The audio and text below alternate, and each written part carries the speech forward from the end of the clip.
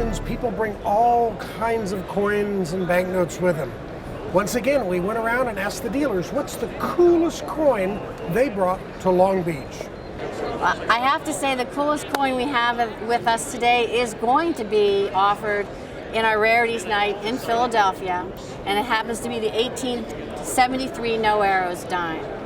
So it is unique. It has a great history. It's in our case. I could pull it out and you can get a close-up if you wish, but that is the coolest coin we have here. Approximate value? Well into the 7 figures. I guess let's talk about ultra high reliefs. I've had probably 50 of them here to sell. This is the coin here, and this is an MS70 example of PCGS. They sell for $4,000 to $4,500. Remember, this is a coin that you could have bought for $1,200 or $1,300 2 years ago. It's been a very good performer the last couple of years. Well, today I bought a note to have graded for our March auction. It's a $10 compound interest note from 1865. This is one of the 2 finest known. We sold them both within 3 months in 2000, and neither one has been back on the market until now. And you know, it's absolutely gorgeous. They produced this note and people didn't spend them at the time. It's got a beautiful gold overprint on the back. It shows you how much interest you can collect, say 6%. So that's it. Well, here's a perfect example of a cool coin. This coin right here is in a normal, this is an 1882 silver dollar. As you know, the silver dollars are the most widely collected coins in numismatics. This particular coin's in a graded mint state 65 by NGC, and a normal mint state 65 coin is $150.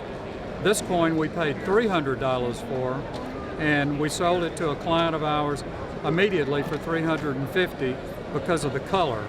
A lot of people just love color, you know, and so we paid double what the normal going rate for this coin would be, and someone else liked color more than we did.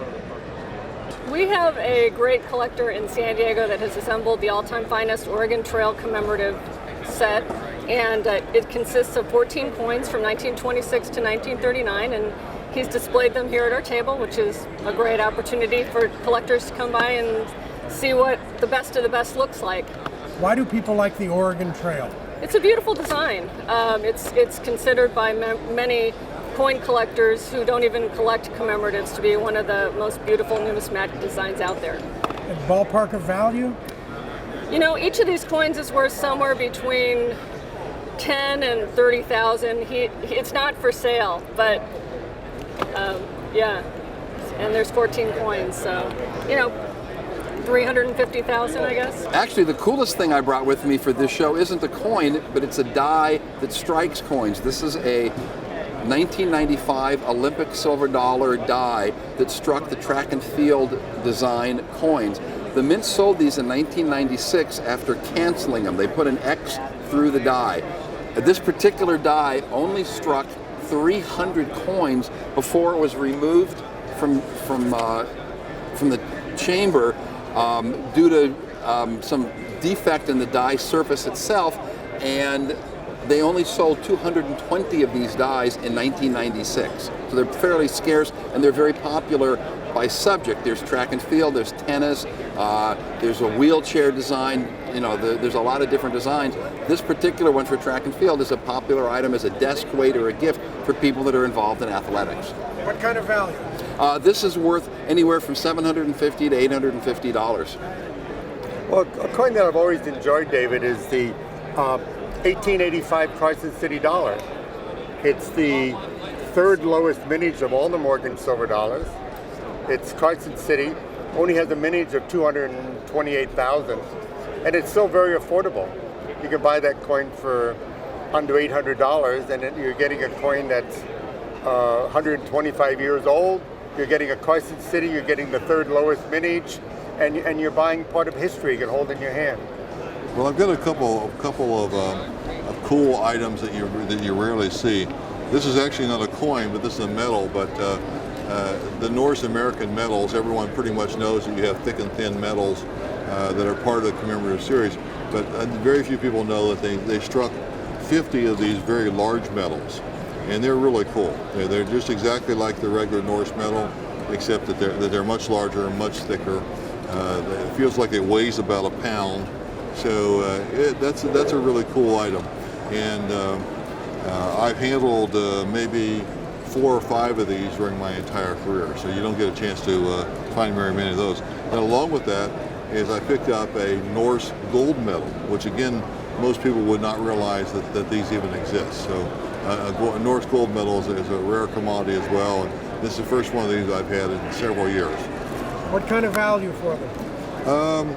The gold coin is probably about $25,000, and the big silver medal is in the $10,000 range.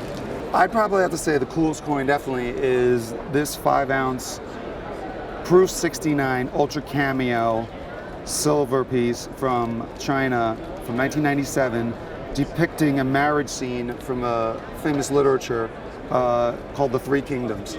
It only has a mintage of 1500, and the actual mintage is unknown because the China market really didn't take off until 5-6 years ago. And so before that, you could have bought all China material at melt. So nobody knows really even how many really exist and how many are melted. And so when you have 2 billion Chinese alone interested in this, and especially since precious metals is just part of their culture. And so all the factors just say that this market is like the US was 20, 30 years ago.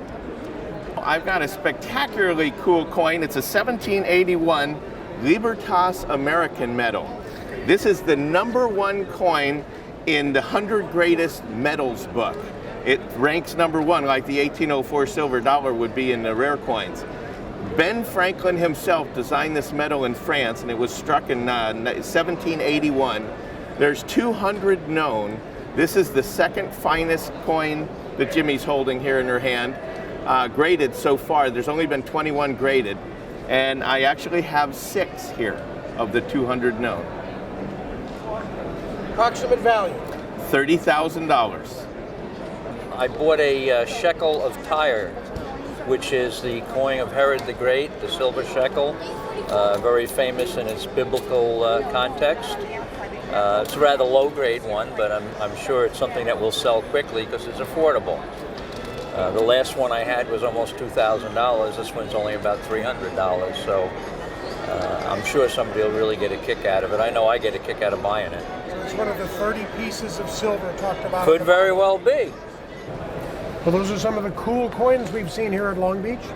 If there's a coin you'd like us to see if we can find, contact us at CoinWeek. We'll try to find the cool coins you would like to see. I'm David Lisot for Cool Coins and CoinWeek.